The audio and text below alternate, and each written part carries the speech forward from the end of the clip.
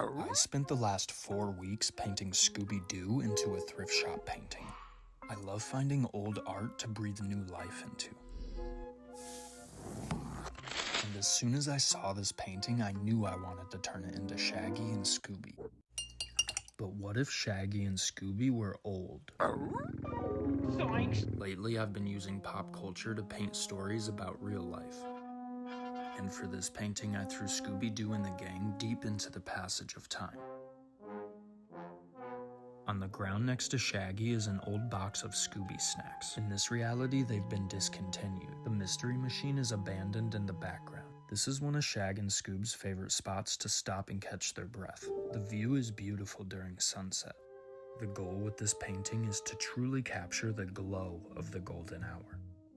I've completely changed the color palette of this painting, and now it's time to sniff out every little detail.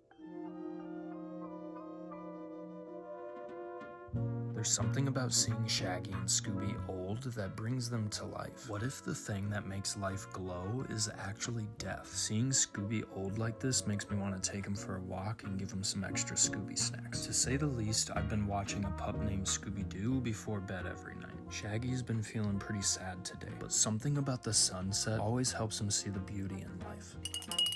The holes in his clothes reminds him that he lived a life full of 1,000 stories. In the depth of his wrinkles are evidence of 1,000 smiles. Somehow the beauty of the sunset is transforming this moment of sadness into a moment of catharsis. Just like the final clue in a case, the sun hits just right and suddenly everything makes sense. In the background are 3 unmarked graves, but we know who they belong to. In Shaggy's hand is an old Polaroid photo. Looks like he's been carrying it around for years. And on his ring finger is a wedding ring. It's crazy how a photo can become a portal to the past. It can help you reconnect with lost love and make you feel young again. I had to include some Scooby-Doo inspired flowers and weeds. I transformed the bobber on the water into an old Polaroid photo that's sinking down into the river.